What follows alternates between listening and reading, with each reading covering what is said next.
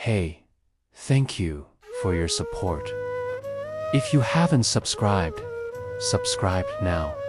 Welcome to another episode of Bible study.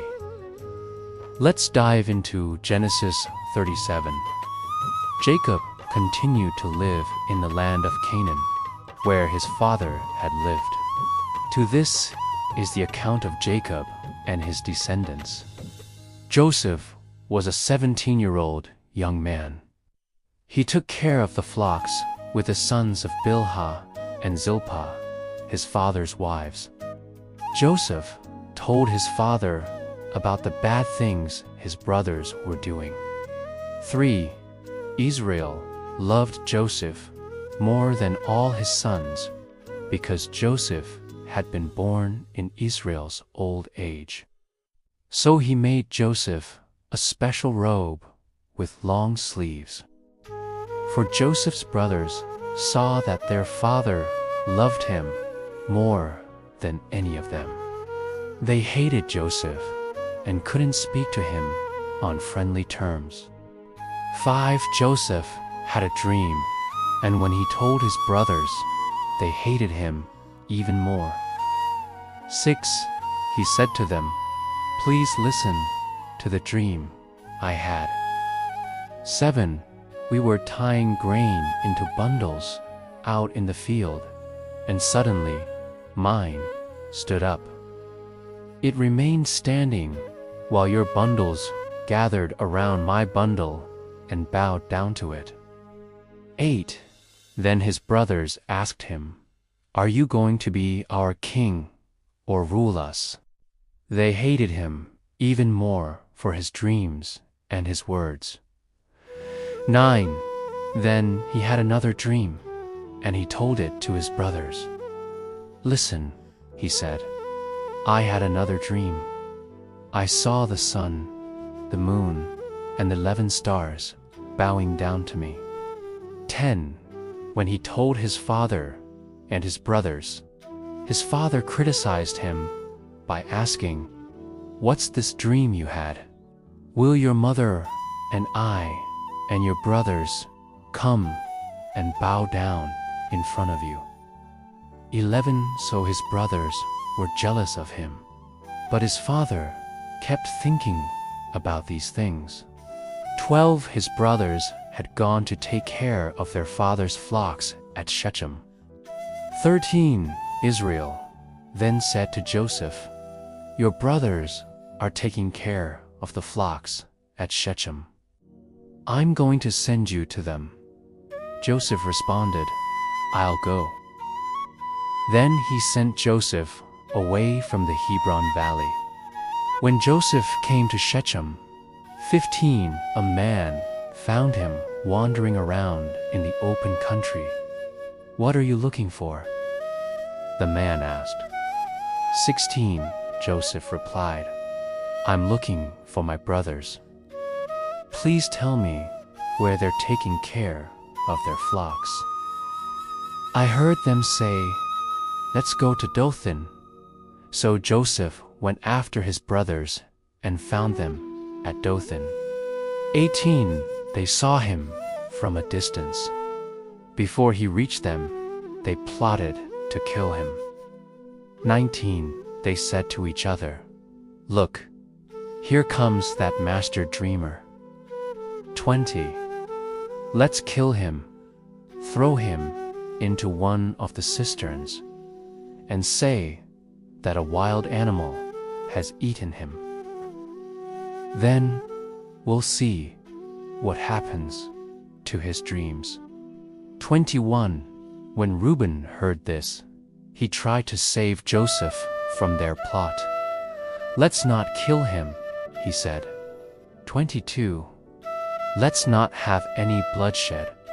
Put him into that cistern that's out in the desert, but don't hurt him." Reuben wanted to rescue Joseph from them and bring him back to his father. 23. So when Joseph reached his brothers, they stripped him of his special robe with long sleeves. 24. Then they took him and put him into an empty cistern. It had no water in it. 25. As they sat down to eat, they saw a caravan of Ishmaelites coming from Gilead. Their camels were carrying the materials for cosmetics, medicine, and embalming.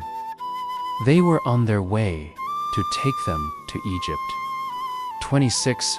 Judah asked his brothers, "What will we gain by killing our brother and covering up his death?" 27. Let's sell him to the Ishmaelites. Let's not hurt him, because he is our brother, our own flesh and blood. His brothers agreed. 28. As the Midianite merchants were passing by, the brothers pulled Joseph out of the cistern. They sold him to the Ishmaelites for 8 ounces of silver. The Ishmaelites took him to Egypt. 29. When Reuben came back to the cistern and saw that Joseph was no longer there, he tore his clothes in grief. 30. He went back to his brothers and said, "The boy isn't there. What am I going to do?" 31. So they took Joseph's robe, killed a goat, and dipped the robe in the blood. 32.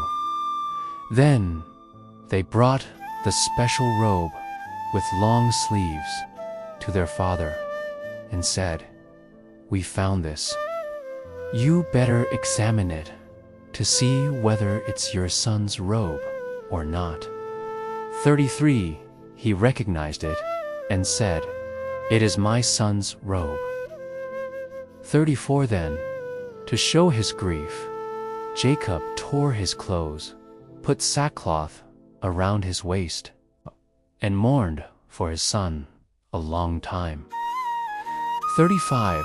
All his other sons and daughters came to comfort him, but he refused to be comforted. He said, "No, I will mourn for my son until I die." This is how Joseph's father cried over him. 36. Meanwhile, in Egypt, the Midianites sold Joseph to Potiphar, one of Pharaoh's officials and captain of the guard. Teachings from Genesis 37:1. Favoritism destroys families. Jacob repeats the mistake of favoritism, just like his parents. Preferential treatment breeds jealousy, division, and hatred. God shows no partiality. 2. Dreams from God may bring opposition. Joseph's dreams were true, but their timing and sharing led to persecution. God's calling often draws resistance, even from those closest to you. They hated him even more for his dreams. 3. God is working behind the scenes, though Joseph is betrayed and sold. This is the first step in God's bigger plan to save many lives. Even when others intend evil, God can use it for good. 4. Envy leads to cruelty. The brothers' envy drives them to violence, lies, and betrayal. Envy, unchecked, can lead to destroying others to soothe our own insecurities. 5. God's presence goes with the rejected. Joseph's coat is stripped, but God's favor stays with him, even in Egypt. Earthly rejection is not the same as divine rejection. The Lord was with Joseph. ... Thank you for watching. Remember to subscribe, like, and share. Shalom.